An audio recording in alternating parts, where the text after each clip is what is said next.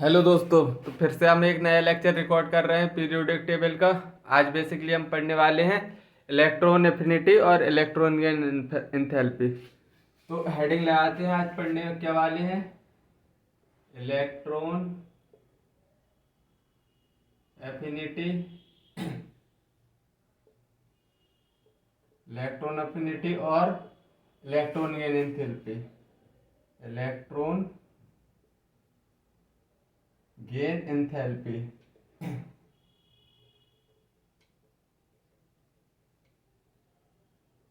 Electron affinity और electron gain enthalpy पढ़ने वाले हैं, बेसिकली डिस्कस करेंगे। तो बेसिकली इलेक्ट्रॉन एफिनिटी क्या होता है? ये इलेक्ट्रॉन एफिनिटी सिंपल समझो कि इलेक्ट्रॉन के लिए प्यार। सपोज दैट आयनाइजेशन एनर्जी हमने क्या पढ़ा था? आयनाइजेशन एनर्जी में हम लास्ट इलेक्ट्रॉन क्या कर रहे थे? लास्ट इलेक्ट्रॉन को रिमूव कर रहे थे। लेकिन इलेक्ट्रॉन एफिनिटी में क्या पढ़ेंगे हम? तो इसमें आइसोलेटेड एक गैसियस एटम रहेगा, इसमें एक इलेक्ट्रॉन ऐड करेंगे। बेसिकली ये इसमें क्या करना है, एक इलेक्ट्रॉन को आउटर मोस्ट ऑर्बिट में जोड़ ऐड करना है। तो यही होता है इलेक्ट्रॉन एफिनिटी। सिंपली शब्दों में समझ लो, इलेक्ट्रॉन के लिए प्यार, के लिए प्यार, यही होता है इलेक्ट्रॉन एफिनिटी। समझ आया? इलेक्ट्रॉन एफिनिटी क्या होता है? इलेक्ट्रॉन के लिए प्यार। सिंपली इतना कंसेप्ट दिमाग में बिठा के चलना है, बकाया में सब कुछ क्वेश्चन वगैरह सब निकाल दूंगा, बस निकलवा दूंगा। इलेक्ट्रॉन एफिनिटी के लिए पहली चीज याद रख लो, इलेक्ट्रॉन के लिए प्यार, सिंपल भाषा में। अब इलेक्ट्रॉन एफिनिटी की मैं डेफिनेशन लिखवा दे रहा हूं। इलेक्ट्रॉन एफिनिटी, और समझाऊंगा भी, अभी अच्छे से समझाऊंगा।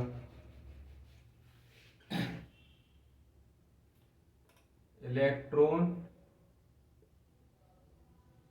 Affinity,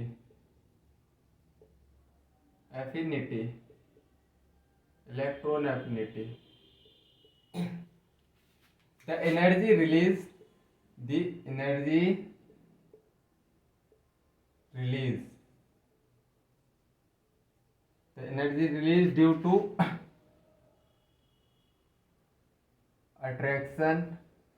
attraction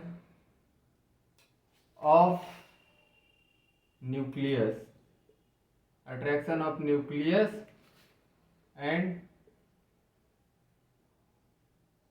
and outermost electron, simply एक सपोज दैट एक और सेल है, ये पॉजिटिव चार्ज, इधर इलेक्ट्रॉन है, इधर इलेक्ट्रॉन, और सपोज दैट इधर भी इलेक्ट्रॉन है। सही नहीं बना, चलो सही बनाते हैं। न्यूक्लियस है, ऑर्बिट है, एक ऑर्बिट, एक और ऑर्बिट। तो देखो, अगर सभी ऑर्बिटल में इलेक्ट्रॉन होते हैं, बिल्कुल होते हैं। अगर क्या होता है, एनर्जी रिलीज क्यों होती है? क्योंकि अट्रैक्शन में, इतनी बात याद रखना है कि अट्रैक्शन में हमेशा एनर्जी रिलीज होगी, क्योंकि अब इलेक्ट्रॉन रिपल्सन कर रहे हैं, इलेक्ट्रॉन रिपल्सन कर रहे हैं। अगर ये इलेक्ट्रॉन इस ऑर्बिट में अंदर जाएगा, इलेक्ट्रॉन इसको अंदर करेगा ऑर्बिट में, आउटर मोस्ट ऑर्बिट में, इतनी बात याद रखना, आउटर मोस्ट ऑर्बिट में। अगर ये इलेक्ट्रॉन है, ये बेसिकली ये भी सभी ऑर्बिटल्स में भी इलेक्ट्रॉन होते हैं, ये सब इसका क्या करेंगे, अपोज करेंगे। तो हम क्या कर रहे हैं, जबरदस्ती इलेक्ट्रॉन को ऐड कर रहे हैं। तो अट्रैक्शन मतलब एनर्जी क्या रिलीज होगी, मतलब अट्रैक्शन में हमेशा रिलीज होती है एनर्जी, इतनी बात याद रखना। तो क्या, the electron is added, the electron affinity क्या है, the electron is added, electron is added in a outermost orbit in a isolated gaseous atom, याद रखना, आइसोलेटेड गैसियस एटम होना चाहिए, isolated gaseous atom, gaseous isolated gaseous atom. तो electron affinity समझ में आया। बेसिकली न्यूक्लियस को इलेक्ट्रॉन से प्यार समझ लेना कि इलेक्ट्रॉन के लिए प्यार, न्यूक्लियस को इलेक्ट्रॉन के लिए प्यार। इलेक्ट्रॉन किस ऑर्बिट में ऐड होगा? आउटर मोस्ट ऑर्बिट में।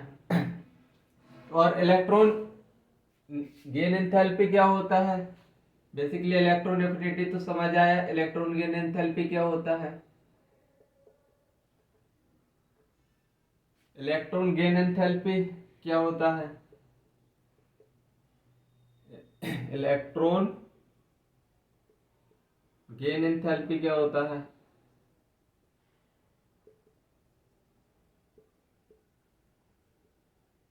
एंथैल्पी पर हमेशा एक मोल के लिए डिफाइन होती है। एंथैल्पी क्या होती है? एक मोल के लिए डिफाइन होती है। मैं तुमको पूरी फिजिकल केमिस्ट्री पढ़ा चुका हूँ। एंथैल्पी का मतलब अब तुमको समझ में आना चाहिए। तो energy the energy change when the energy change when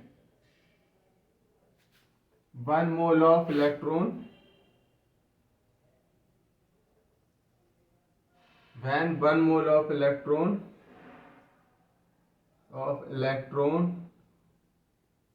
is added into outermost orbit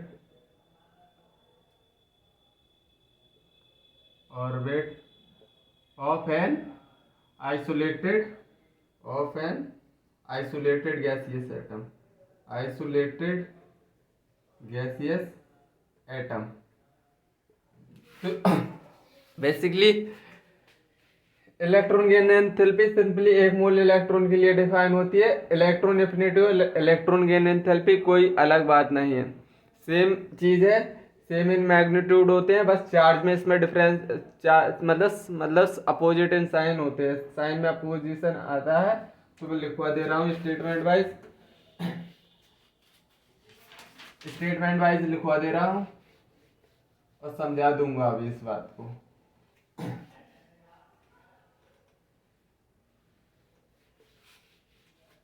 electron affinity, electron note में लिख दो, note electron affinity, electron affinity, electron affinity is equal to, is same in magnitude electron affinity and electron gain enthalpy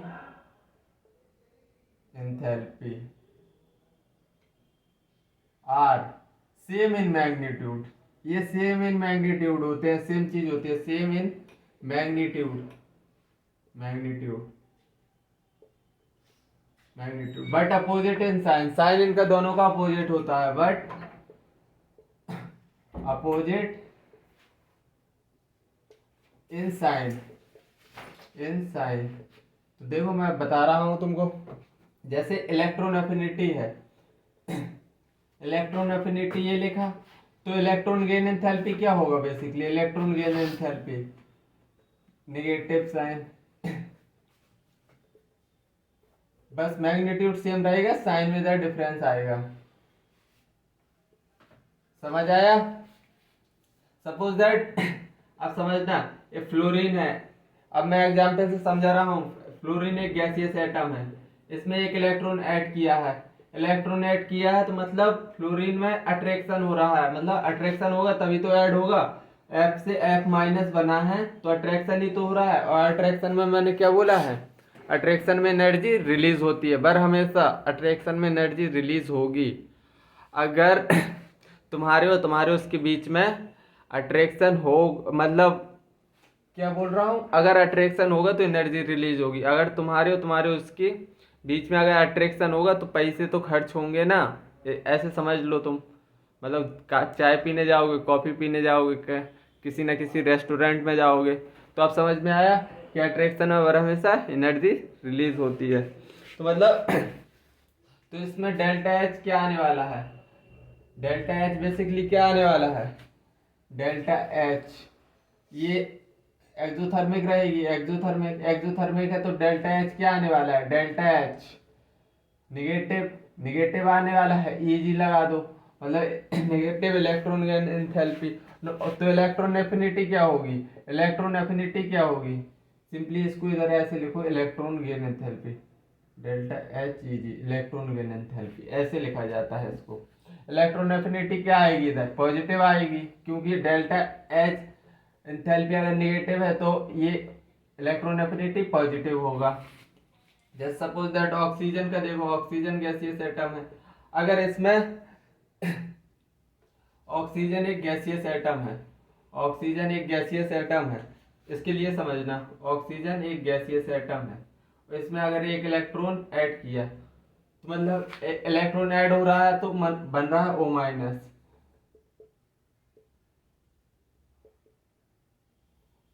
O minus बन रहा है मतलब electron इसमें क्या enter कर रहा है, मतलब अट्रैक्शन हो रहा है, तभी तो O माइनस बना, मतलब कि इसमें भी एक्सोथर्मिक होगा, एक्सोथर्मिक एक्सोथर्मिक होगा तो डेल्टा एच क्या होगा, नेगेटिव एंथैल्पी, नीचे इजी लगा दो तो इलेक्ट्रॉन गेन एंथैल्पी बन गया, तो इलेक्ट्रॉन एफिनिटी क्या आने वाला है, पॉजिटिव।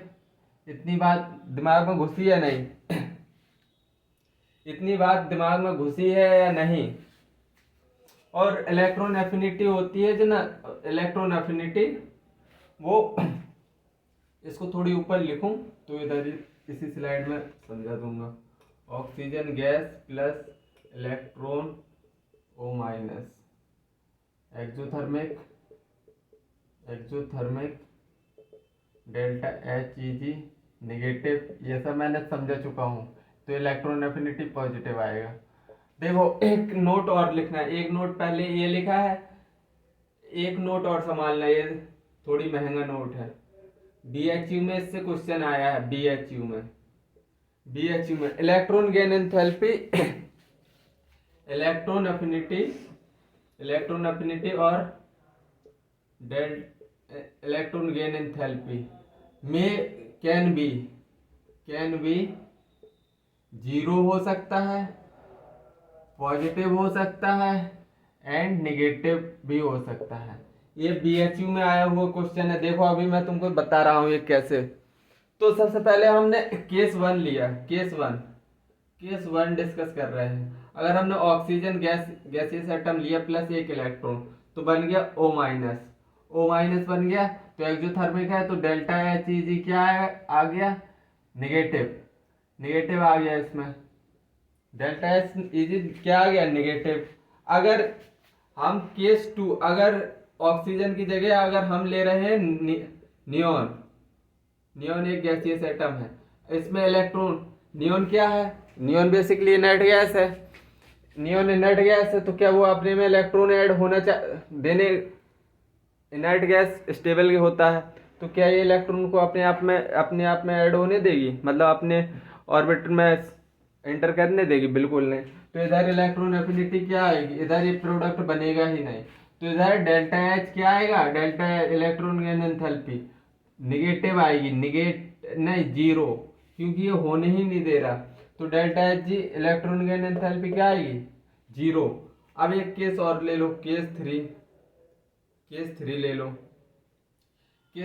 लो, तो अब क्या ले लो तुम, कोई हाफ फील्ड स्टेबल नाइट्रोजन ले लो, नाइट्रोजन लिया प्लस इलेक्ट्रॉन, तो इसमें बेसिकली N-1 तो बन जाए, N-1 तो बनेगा तो, लेकिन देखना इसका कन्फिग्रेशन लिख के देखो, नाइट्रोजन 7 होता है, 1s1 1s2 2s2 2p3 7 होता है एटॉमिक नंबर, तो इसका कॉन्फ़िगरेशन कुछ ये निकल के आया, तो ये क्या है, हाफ फील्ड है।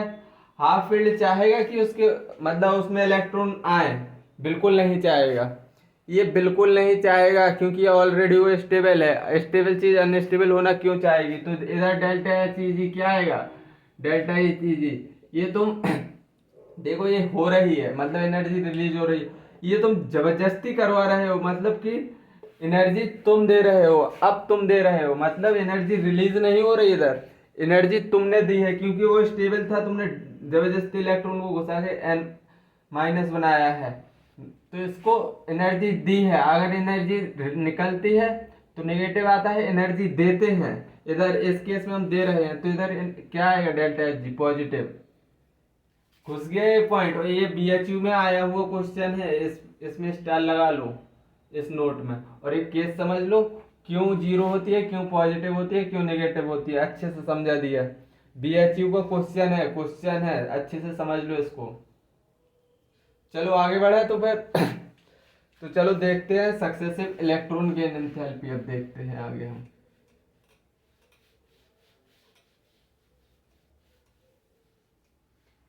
अब हम बढ़ते हैं आगे, successive electron gain enthalpy.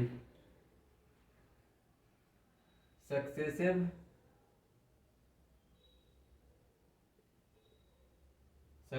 Electron gain enthalpy, successive electron gain enthalpy, successive electron gain enthalpy. तो successive electron gain enthalpy, suppose that तुमने ऑक्सीजन लिया, ऑक्सीजन गैसियस एटम, उसमें एक इलेक्ट्रॉन ऐड किया, तो बना क्या, O माइनस, बना या नहीं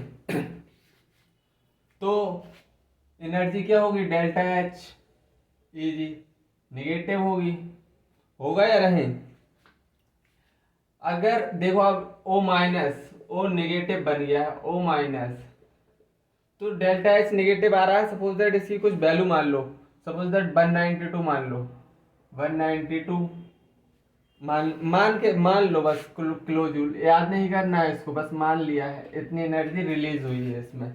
अब O माइनस गैसियस एटम है, O माइनस गैसियस एटम है, अब इसमें अगर हम एक इलेक्ट्रॉन ऐड करना चाहें, ऑलरेडी नेगेटिव है, नेगेटिव नेगेटिव ऐड होना क्यों चाहेगा, उसके पास ऑलरेडी नेगेटिव चार्ज है उसके सर पे, वो ऑलरेडी रिपल्सन करेगा, अगर नेगेटिव नेगेटिव ऑलरेडी रिपल्सन करेंगे तो डेट O माइनस टू बनेगा, तो कैसे बनेगा, एनर्जी दे के, अब देनी पड़ेगी हमको एनर्जी ओवरकम करने के लिए, और ज्यादा ही एनर्जी देनी पड़ेगी क्योंकि रिपल्सन को ओवरकम करने के लिए हमको अगर रिएक्शन करवानी है तो ज्यादा ही एनर्जी देनी पड़ेगी, किसमें, अब एनर्जी हम दे रहे हैं, इधर एनर्जी रिलीज हो रही थी, अब एनर्जी हम क्या कर रहे हैं, अब हम दे रहे हैं, तो सपोज दैट तुमने दी 892 किलो जूल पर मोल, तुमने दे दी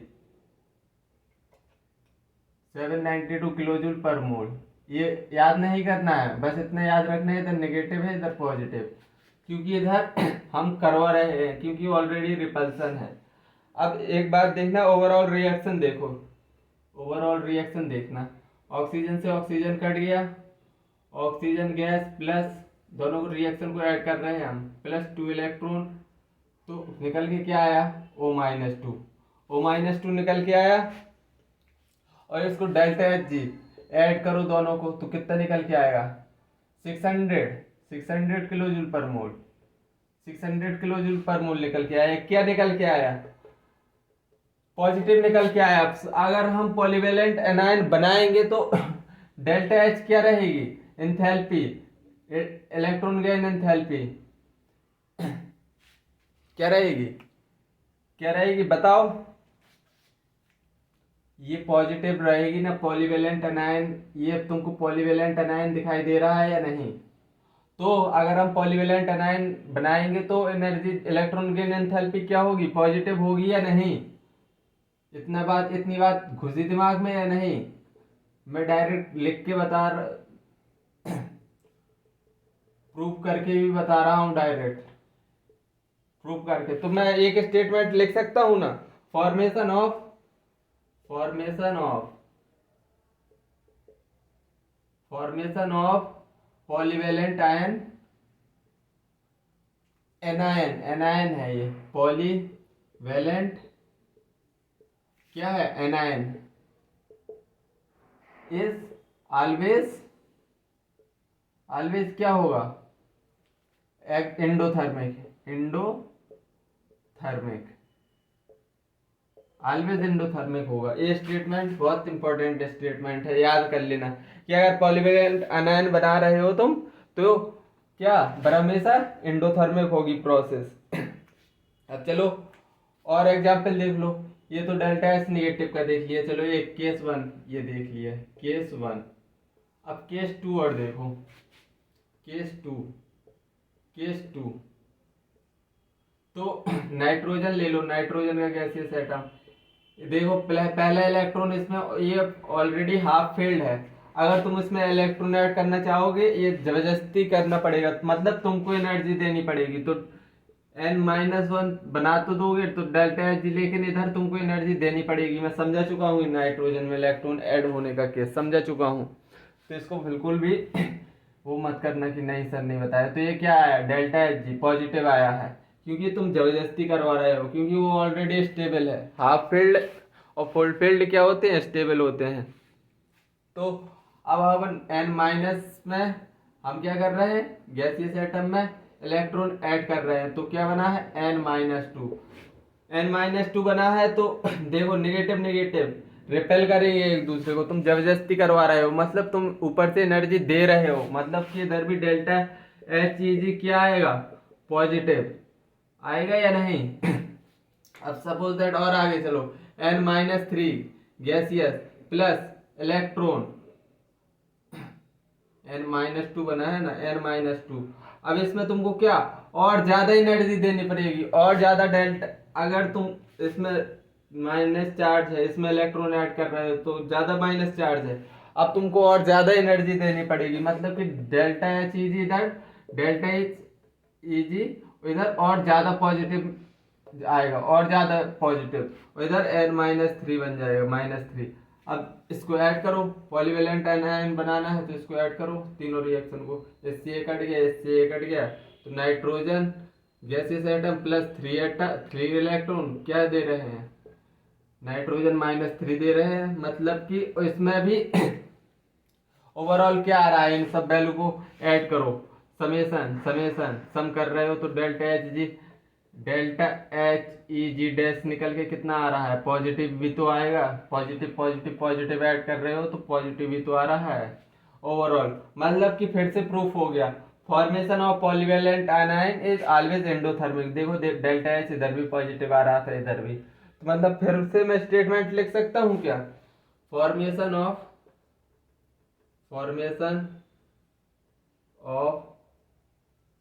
पॉलीवेलेंट, नहीं इतना तो तुमको हाँ, formation of polyvalent anion is always क्या, एंडोथर्मिक, एंडोथर्मिक मतलब तुमको एनर्जी, एंडोथर्मिक मतलब तुमको एनर्जी देनी पड़ेगी। इसका मतलब समझ में आ गया, पॉलीवेलेंट अनायन बनाने में हमेशा एंडोथर्मिक प्रोसेस होगी, मतलब तुमको एनर्जी देनी पड़ेगी। लेकिन अभी देखो एक स्टेटमेंट लिखवाने वाला हूँ नोट में, लेकिन उससे पहले तुम एक चीज देखना अच्छे से।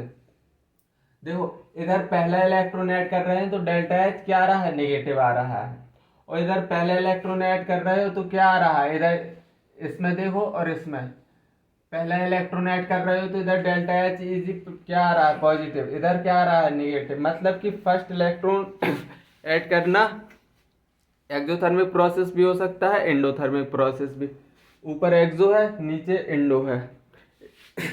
और लेकिन अगर तुम दूसरा इलेक्ट्रॉन ऐड कर रहे हो तो भी एंडो है, तीसरा इलेक्ट्रॉन ऐड कर रहे हो, तीसरा इलेक्ट्रॉन ऐड कर रहे हो तो भी एंडोथर्मिक है, मतलब कि एक नोट लिखवाऊं तो तुम समझ जाओगे। अब देखो नोट कैसे लिखवाता हूँ, समझा दिया है इधर, अगली स्लाइड में बस नोट है लिखवा रहा हूँ।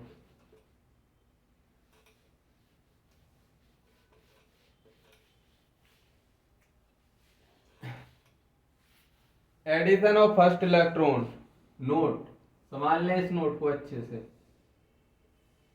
संभाल के रखना।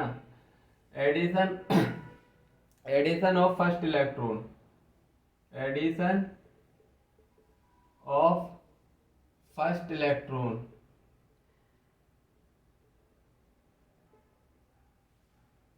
Can be endothermic, can be endothermic endothermic भी हो सकता है और और एक्जोथर्मिक एक्जोथर्मिक भी हो सकता है। लेकिन पहला स्टेटमेंट, बट जैसे दूसरा तीसरा इलेक्ट्रॉन ऐड कर रहे तो डेल्टा एच पॉजिटिव आ रही थी या नहीं आ रही थी, तो but addition of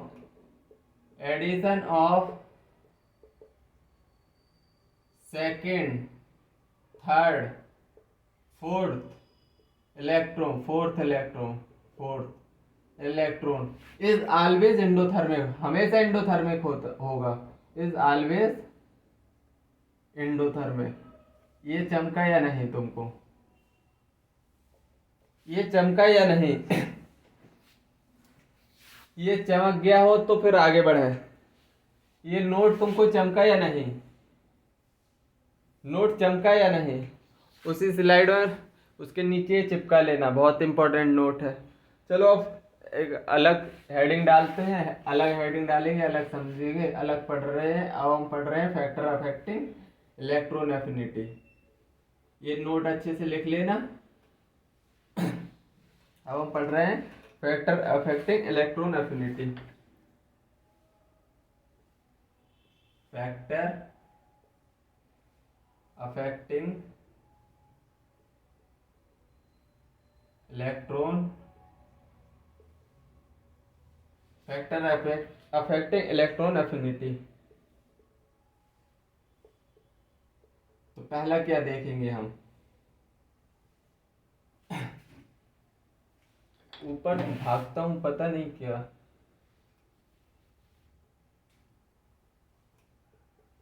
factor affecting electron affinity,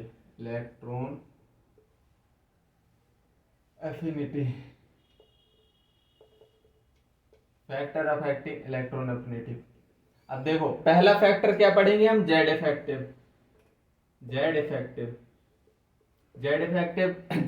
basically क्या होता है? जेड इफेक्टिव का मतलब मैंने तुमको क्या समझाया, सिंपली तुमको कुछ नहीं, जेड इफेक्टिव देखते ही तुम अट्रैक्शन समझ लिया करो। अट्रैक्शन, अगर अट्रैक्शन जेड इफेक्टिव ज्यादा है, जेड इफेक्टिव ज्यादा है, जेड इफेक्टिव ज्यादा है तो मतलब क्या है, अट्रैक्शन ज्यादा, अट्रैक्शन ज्यादा है तो इलेक्ट्रॉन अफिनिटी क्या होगी, इलेक्ट्रॉन अफिनिटी भी ज्यादा होगी भैया। अगर अट्रैक्शन ज्यादा है तो इलेक्ट्रॉन अफिनिटी, इलेक्ट्रॉन के लिए प्यार ज्यादा होगा या नहीं? मतलब अट्रैक्शन ऑलरेडी है, जेड इफेक्टिव ज्यादा है तो इलेक्ट्रॉन अफिनिटी ज्यादा होगी कि नहीं? मतलब ऑलरेडी अट्रैक्शन है तो इलेक्ट्रॉन अफिनिटी होता क्या है बेसिकली, इलेक्ट्रॉन के लिए प्यार, तो इलेक्ट्रॉन के लिए डायरेक्टली प्रोपोर्शनल आ रहा है, मतलब जेड इफेक्टिव ये is directly proportional to Z effective, Z effective की डायरेक्टली प्रोपोर्शनल रहेगी। दूसरा दूसरा फैक्टर पढ़ने वाले हैं शील्डिंग को देखते ही तुम्हारे दिमाग में क्या आना चाहिए, रिपल्सन। शील्डिंग अगर ज्यादा है, शील्डिंग ज्यादा है तो मतलब शील्डिंग का मतलब देखते ही क्या समझ लेना है तुमको, रिपल्सन आना चाहिए दिमाग में। अगर शील्डिंग ज्यादा है मतलब कि इलेक्ट्रॉन इधर ज्यादा है, तो शील्डिंग रिपल्सन ज्यादा होगा आउटर इलेक्ट्रॉन आने में, ऐसे समझ लो। तो मतलब अगर शील्डिंग ज्यादा तो क्या, ज्यादा रिपल्सन और रिपल्सन ज्यादा तो इलेक्ट्रॉन अफिनिटी क्या होगा, इलेक्ट्रॉन अफिनिटी कम नहीं हो जाएगी जब रिपल्सन है। इलेक्ट्रॉन अफिनिटी बेसिकली है क्या, इलेक्ट्रॉन के लिए प्यार ही तो है। जब इलेक्ट्रॉन अफिनिटी रिपल्सन लग रहा है तो इधर इलेक्ट्रॉन अफिनिटी कम नहीं हो जाएगी, तो मतलब इलेक्ट्रॉन एफिनिटी और शील्डिंग इफेक्ट का कुछ ऐसा रिलेशन निकलता है, इलेक्ट्रॉन एफिनिटी का इनवर्स रिलेशन निकलता है, inversely proportional to is equal to, inversely proportional में लिखेंगे शील्डिंग।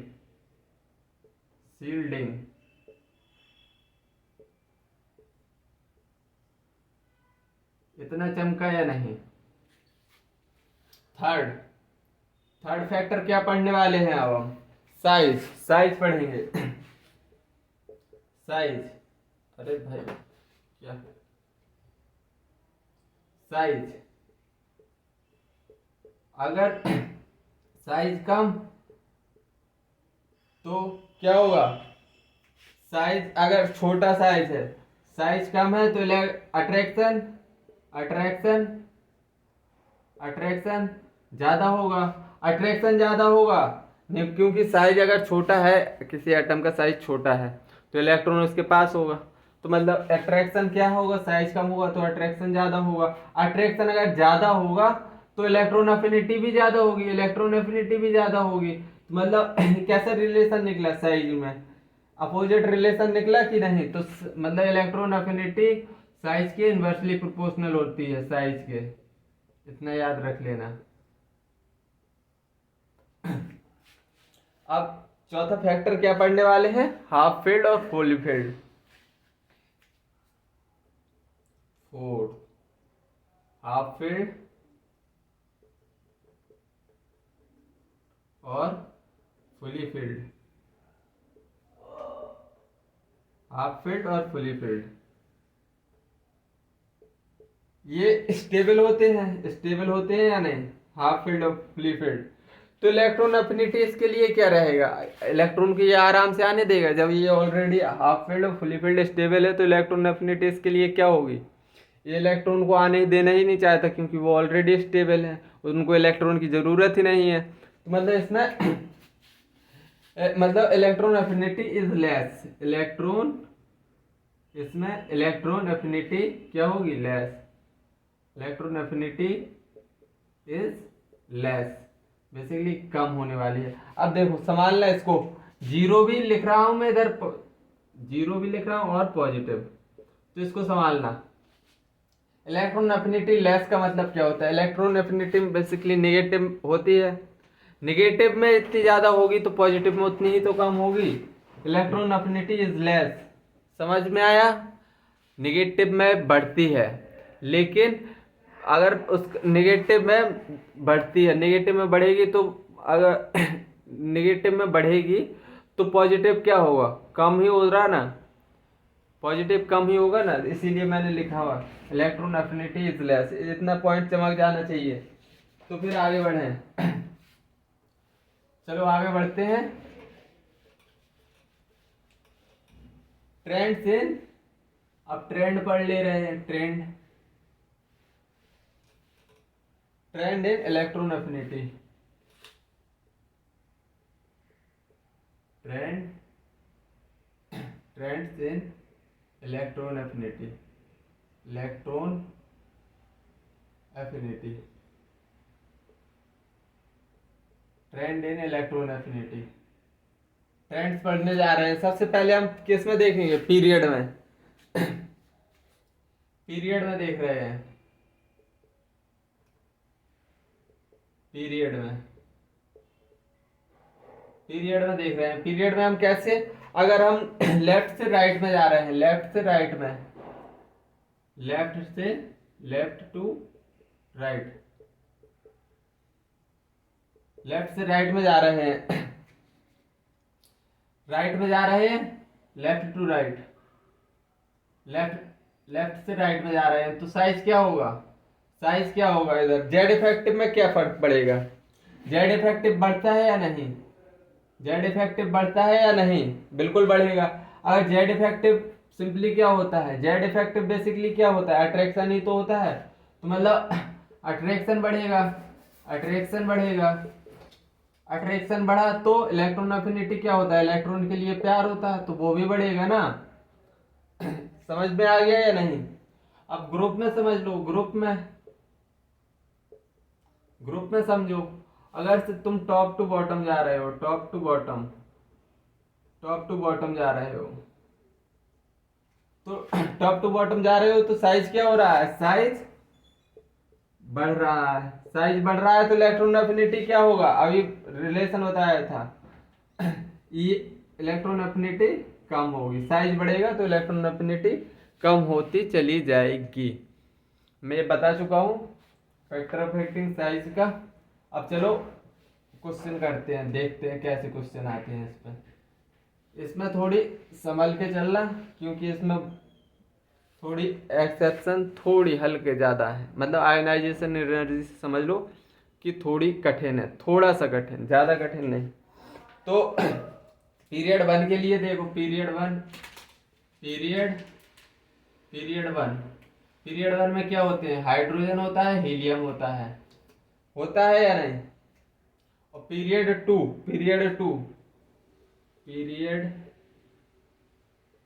में hydrogen, lithium, beryllium, boron, carbon, nitrogen, oxygen, fluorine, neon. Lithium, beryllium, boron, carbon, nitrogen, oxygen, fluorine, neon, सही है। पीरियड 3 लिखो, period 3 के एलिमेंट, लीना, बेटा मांगे, बैगन, आलू, काशी, नहीं पटी, old style, fluorine, chlorine, neon, Hema, Neelam और आर्गन। तो देखो अब इसमें तुमको क्या क्या बात याद रखनी है।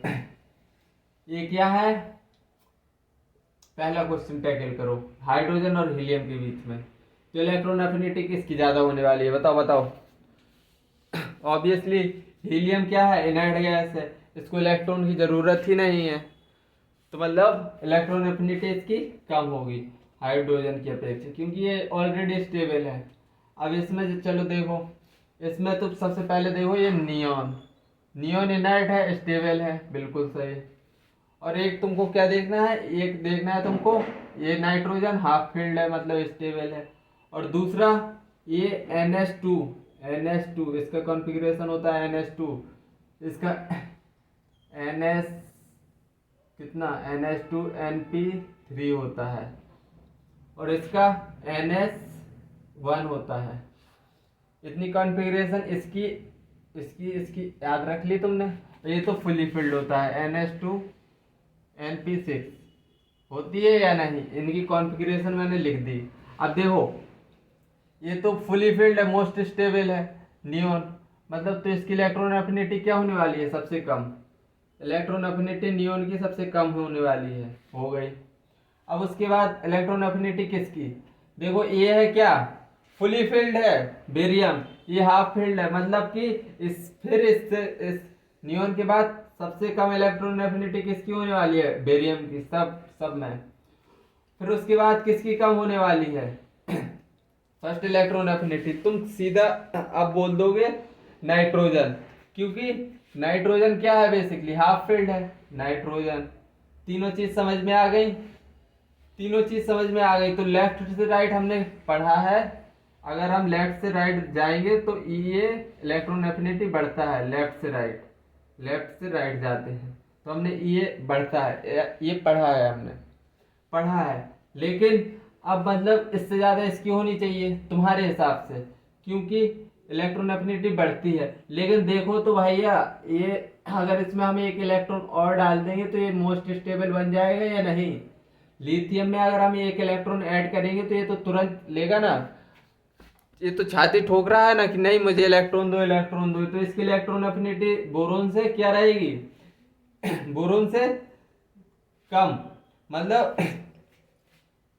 इसके बाद किसकी आएगी इलेक्ट्रॉन एफिनिटी, बोरोन की कम हो जाएगी, इसकी इलेक्ट्रॉन एफिनिटी बढ़ जाएगी बोरोन से ज्यादा। वैसे ट्रेंड क्या कहता है कि बोरोन की ज्यादा होना चाहिए, लेकिन ये एक इलेक्ट्रॉन खा के NH2 बन जाएगा, मतलब कि ये तो इसलिए इसकी ज्यादा होती है, आप समझ में आ जाना चाहिए, क्योंकि फुली फील्ड ऑर्बिट बन रहा है उसमें, full half field orbit, full field.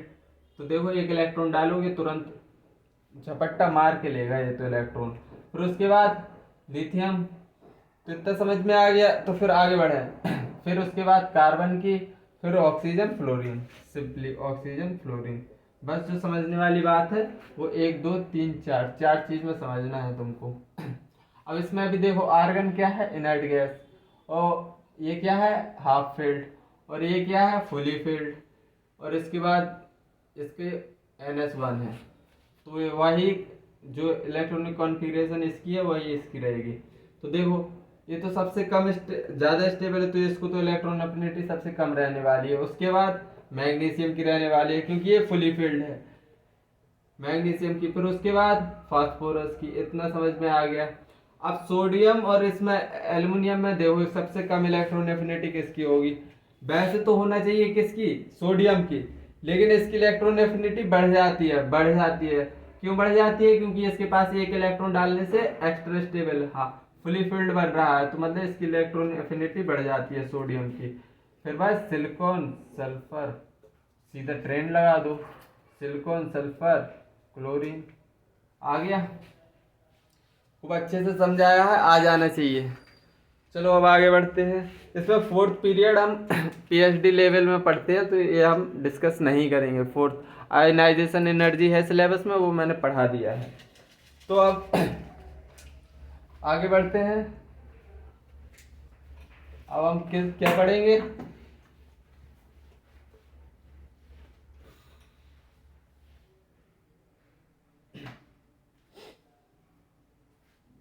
Electron affinity इन ग्रुप, इलेक्ट्रॉन एफिनिटी इन ग्रुप, इलेक्ट्रॉन एफिनिटी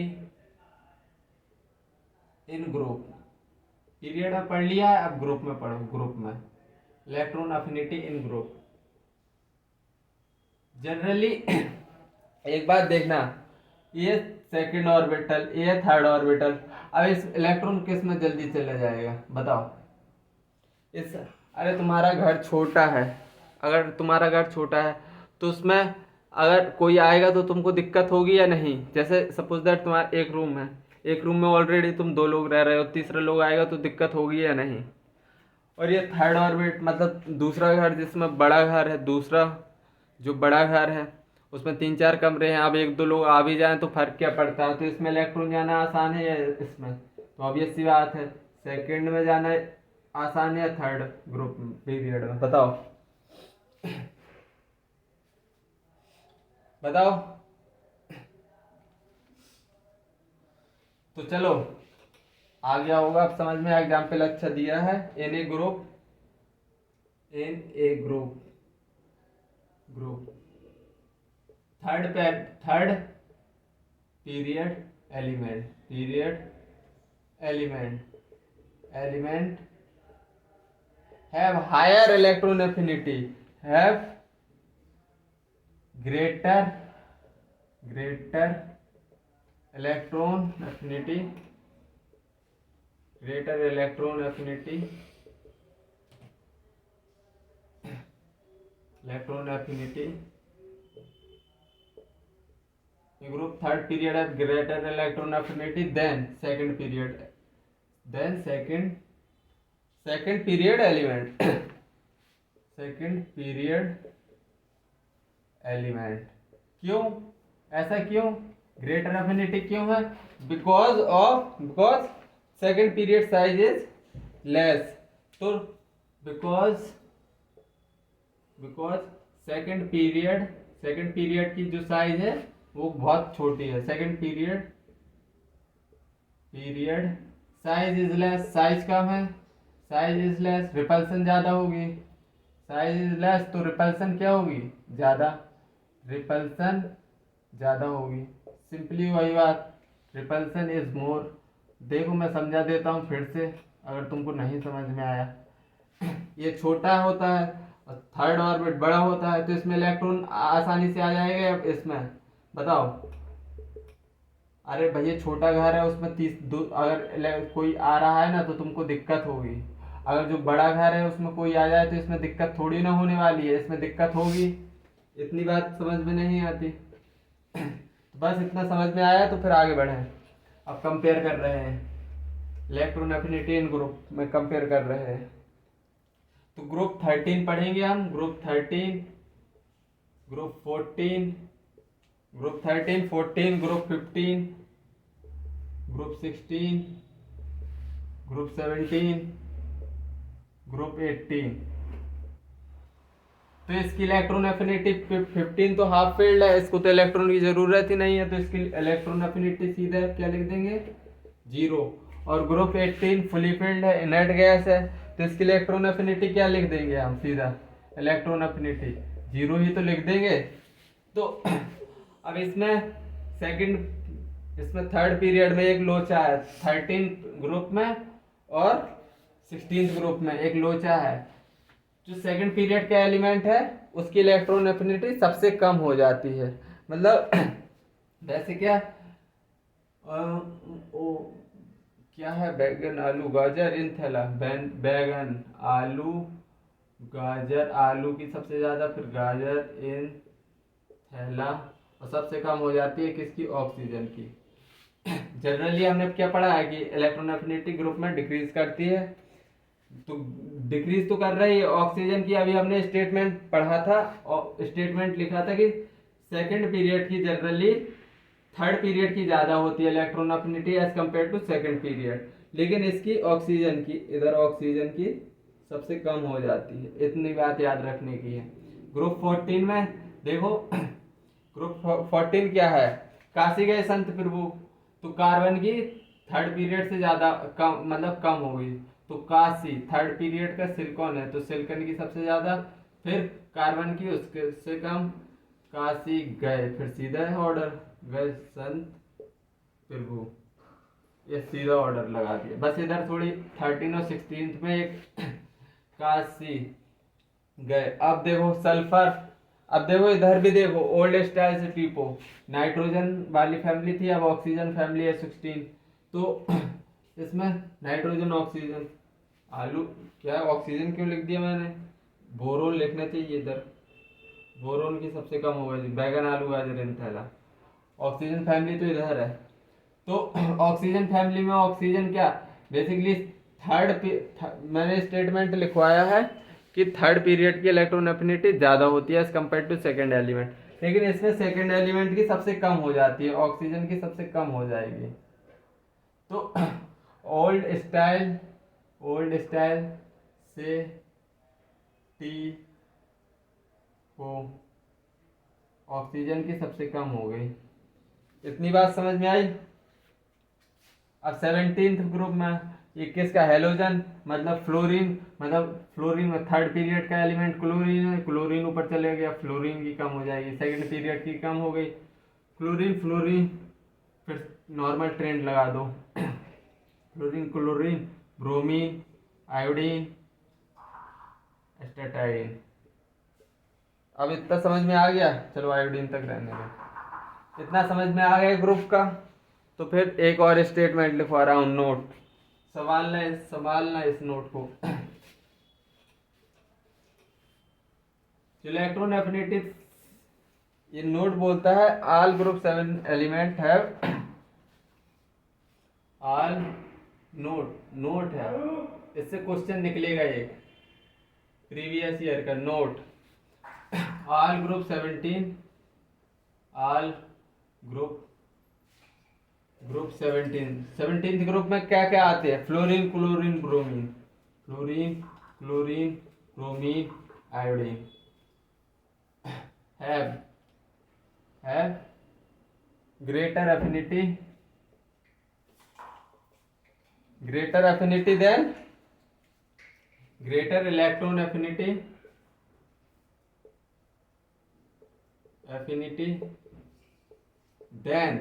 देन किससे, देन ग्रुप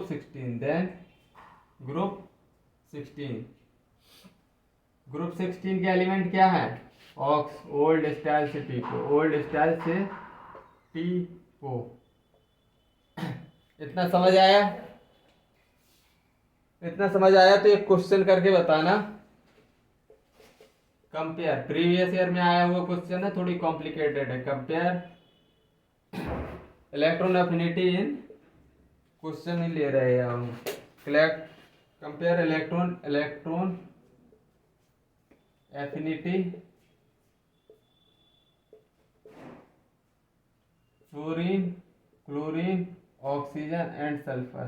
तो अभी मैंने क्या बताया, नोट को याद रखो इसमें, इस क्वेश्चन में जनरली ग्रुप 17 की ज्यादा होने वाली है। अगर देखो तुम गलत कहाँ करोगे, तुम कहाँ गलत कैसे करने वाले हो, तो चलो तुमको गलत वाला तरीका ही नहीं बता रहा, वरना तुम गलत ही तरीकों को याद कर लोगे। चलो फ्लोरीन और क्लोरीन की क्या होगी इलेक्ट्रॉन एफिनिटी ज़्यादा होगी, क्योंकि इधर क्या लिखा है 17th ग्रुप की 16th ग्रुप से, तो ओल्डेस्ट है 16th ग्रुप के हैं, तो मतलब ऑक्सीजन और सल्फर की तो पता है हमको कि मतलब इसकी कम होगी इससे ग्रुप, क्योंकि ग्रुप 17 की नोट में लिखा है ज़्यादा है। अब ज़्यादा में भी थर्ड पीरियड की सबसे ज़्यादा होती है, थर्ड पीरियड की, तो फ्लोरीन आ गया। फ्लोरीन से आगे क्लोरीन आ गया, क्योंकि ये थर्ड पीरियड एलिमेंट है, थर्ड पीरियड एलिमेंट की इलेक्ट्रॉन एफिनिटी ज़्यादा होती है। अब ओल्ड स्टाइल में देखो तो ऑक्सीजन तो सबसे नीचे चला गया था भैया, फिर सल्फर, उसके बाद किसकी आएगी सल्फर, फिर किसकी ऑक्सीजन। तो ये है आंसर, ये प्रीवियस ईयर का क्वेश्चन है, स्टार पॉइंट लगा लेना इसमें। और चलो आगे चलते हैं, और क्वेश्चन देखो।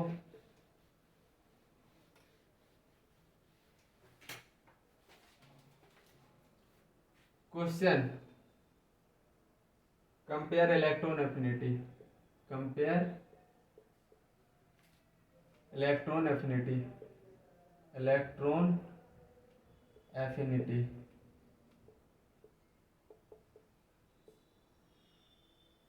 पहला लिथियम बेरिलियम बोरोन फ्लोरीन।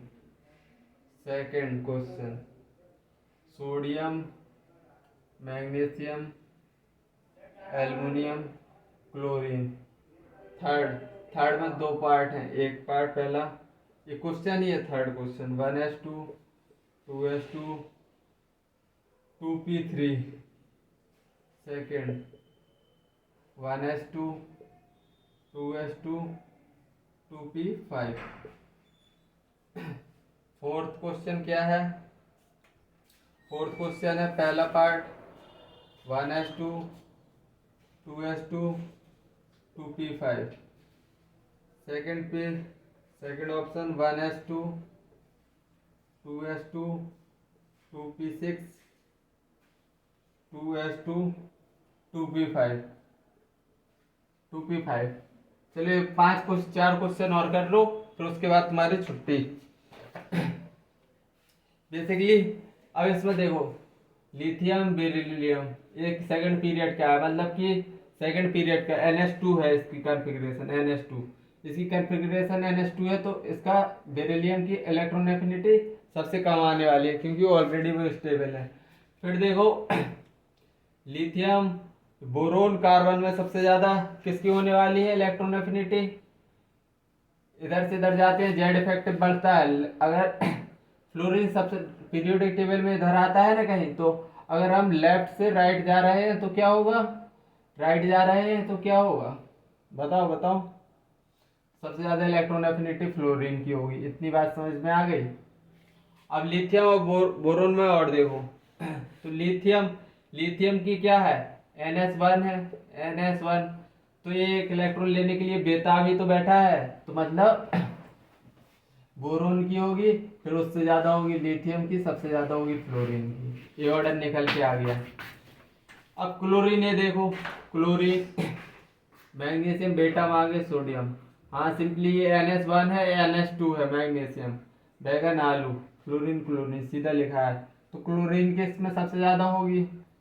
क्यों क्यों होगी, क्योंकि लेफ्ट से राइट सबसे ज्यादा होती है, और 17th ग्रुप की सबसे ज्यादा ही होती है as compared to second group. अब देखो मैग्नीशियम तो स्टेबल है फुल्ली फुल्ड, तो इसकी सबसे कम इलेक्ट्रॉन एफिनिटी होती है। ये बेताब बैठा है, ये बेताब बैठा है कि नहीं मुझे इलेक्ट्रॉन दो, तो इसकी इलेक्ट्रॉन एफिनिटी सोडियम की ज्यादा होगी, किससे एल्युमिनियम की उससे कम। अब इसमें देखो ये तो हाफ फील्ड है, ये हाफ फील्ड है, ये एक इलेक्ट्रॉन लेने के लिए बेताब है, तो मतलब इलेक्ट्रॉन एफिनिटी क्या फर्स्ट की कम होगी, क्योंकि ये तो स्टेबल है, फर्स्ट की कम होगी, और ये एक इलेक्ट्रॉन लेके फुली फील्ड स्टेबल बनने वाला है, तो इलेक्ट्रॉन एफिनिटी सेकंड की ज्यादा होगी। समझ आया।